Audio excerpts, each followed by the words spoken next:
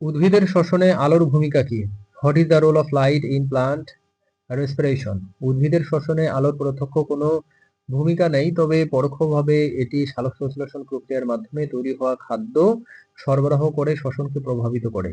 আলোর উপস্থিতিতে সালোকসংশ্লেষণ বেশি হলে শ্বসনের জন্য বেশি খাদ্য পাওয়া যায়। Light does not have a direct role in plant respiration, but indirectly it affects respiration by supplying food produced through photosynthesis. If photosynthesis is higher in the presence of light, more food glucose is available for respiration. Crab চক্রকে এমফিবলিক পথ বলা হয় কেন? Why is the Krebs cycle called an embryonic pathway? Crab চক্রকে এমফিবলিক পথ বলা হয় কারণ এটি একই সাথে উপচিতি অ্যানাবলিক এবং অপচিতি ক্যাটাবলিক উভয় প্রকার বিপাকীয় প্রক্রিয়ায় অংশ নেয়। এই চক্রে কিছু অণু তৈরি হয় যেমন অ্যামিনো অ্যাসিড, আবার কিছু অণু ভেঙে শক্তি উৎপন্ন হয়। The Krebs cycle is called an embryonic pathway because it participates in both anabolic and catabolic metabolic processes. In this cycle, some molecules are formed, such as amino acids, and some molecules are broken down to produce energy. পত্ররন্ধ্র খোলা ও বন্ধ হওয়ার ক্ষেত্রে হরমোনের ভূমিকা ব্যাখ্যা করুন।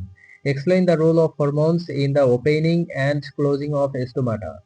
Abscisic acid নামক হরমোন পত্ররন্ধ্র বন্ধ করতে গুরুত্বপূর্ণ ভূমিকা পালন করে। যখন উদ্ভিদে জলের অভাব হয় তখন অ্যাবসাইসিক অ্যাসিড এর উৎপাদন বেড়ে যায়, যা রক্ষী কোষগুলোর জল বের করে দিতে সাহায্য করে এবং পত্ররন্ধ্র বন্ধ হয়ে যায়।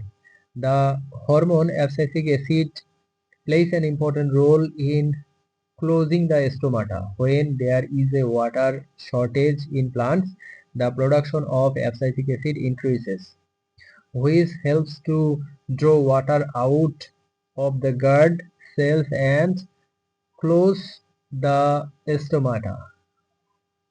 অবাধ শ্বসনের অসুবিধাগুলো কি কি? What are the disadvantage of anabolic respiration? অবাধ শ্বসনের অসুবিধাগুলো হলো the disadvantage of anabolic respiration are কম শক্তি উৎপাদন। অবাধ শ্বসনে গ্লুকোজ আংশিকভাবে জারিত হওয়ার কারণে কম এটিপি উৎপাদন হয়। Low energy production. Anaerobic respiration produces very little ATP because glucose is partially oxidized. ক্ষতিকর উপজাত তৈরি। এই প্রক্রিয়ায় ল্যাকটিক অ্যাসিড বা ইথানলের মতো ক্ষতিকর উপজাত তৈরি হয় যা কোষের জন্য বিষাক্ত হতে পারে। Harmful by products. This process produce harmful byproducts such as lactic acid or ethanol, which can be toxic to cell. দ্রুত ক্লান্তি। পেশিতে অবাধ শ্বসন হলে ল্যাকটিক অ্যাসিড জমা হয়ে দ্রুত ক্লান্তির সৃষ্টি করে। Rapid fatigue.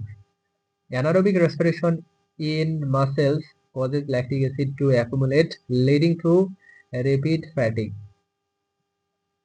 উদ্ভিদের শ্বাস-প্রশ্বাস এবং প্রাণীদের শ্বাস-প্রশ্বাসের মধ্যে প্রধান পার্থক্য কি? What are the main difference between respiration in plants and respiration in animals? উদ্ভিদের শ্বাস-প্রশ্বাস এবং প্রাণীদের শ্বাস-প্রশ্বাসের মধ্যে প্রধান পার্থক্য হলো the main difference between respiration in plants and respiration in animals are অঙ্গের ভিন্নতা। উদ্ভিদের শ্বাস-প্রশ্বাসের জন্য নির্দিষ্ট কোনো অঙ্গ নেই, তারা পত্ররন্ধ্র, লেন্টিসেল এবং মূলরোমের মাধ্যমে শ্বাসকার্য চালায়। অন্যদিকে প্রাণীদের শ্বাস-প্রশ্বাসের জন্য ফুসফুস, ফুলকা ইত্যাদি বিভিন্ন অঙ্গ রয়েছে। Difference in organs. Plants do not have specific organs for respiration. They respire through stomata, lenticels, and root hairs. On the other hand, animals have specific organs for respiration such as lungs and gills.